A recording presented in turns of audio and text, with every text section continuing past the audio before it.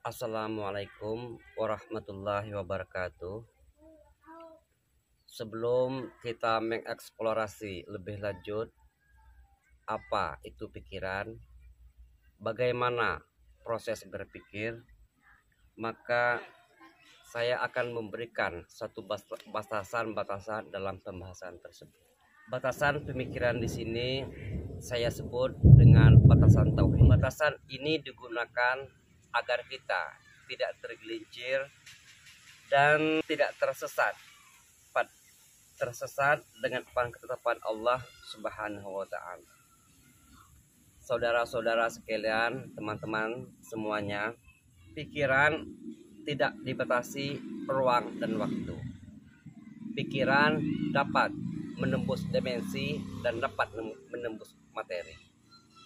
Dikarenakan banyaknya hal-hal yang bisa dipikirkan, disinilah perlunya pembatasan dalam pemikiran tersebut.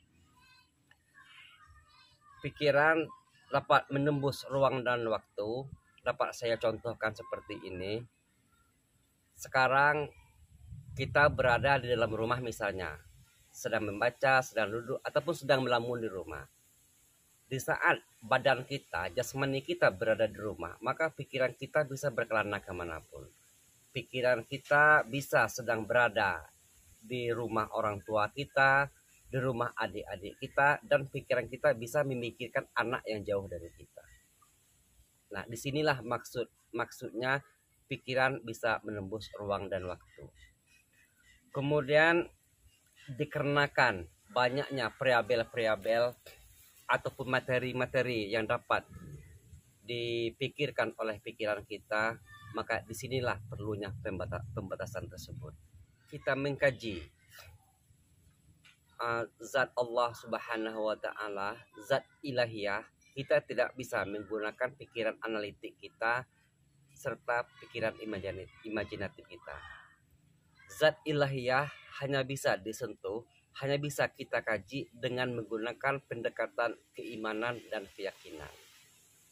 Di mana keyakinan adalah iqraru bil lisani wa tasdiqu bil qalbi. Mengucapkannya dengan mulut dan mengiyakannya dengan hati.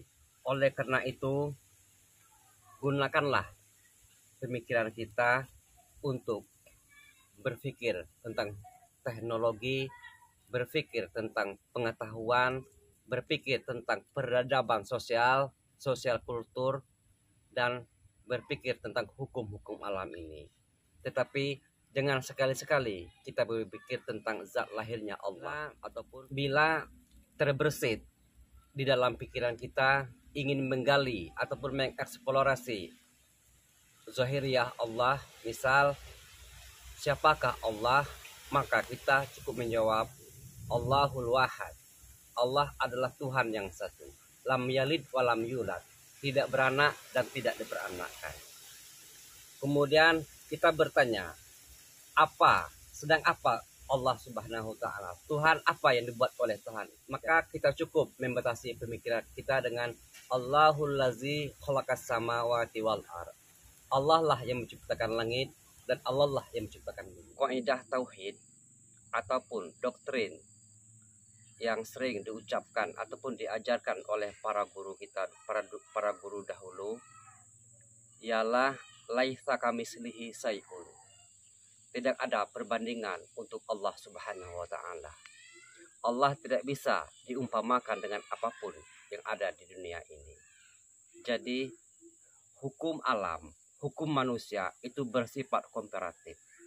Tetapi hukum Allah Subhanahu wa taala bersifat mutlak. Andaikan muncul ego-ego yang ditumpangi oleh musuh-musuh Allah Subhanahu wa taala, maka kita akan kembali ke dalam ajaran tauhid. Salah satunya yang menyebut la yatasawwaru fil aqli. Tidak akan mampu kamu untuk menganalisanya. Tidak akan masuk di pemikiran kamu. Karena kita selaku manusia pasti ada pembatasan dari Allah Subhanahu wa taala. Hasil akhir ataupun muara dari kajian tauhid adalah menghindari diri kita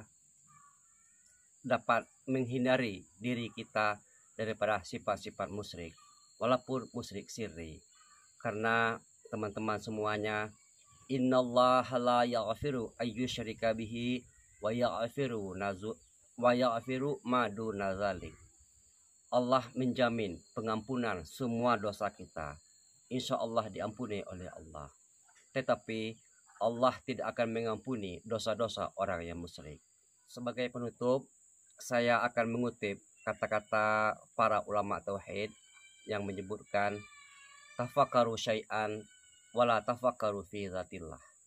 Pikirkanlah sesuatu di dunia ini, tetapi hindarilah ataupun jangan sekali-kali kamu memikirkan tentang zatnya Allah, tentang zahirnya Allah. Akhirul kalam, wassalamualaikum warahmatullahi wabarakatuh.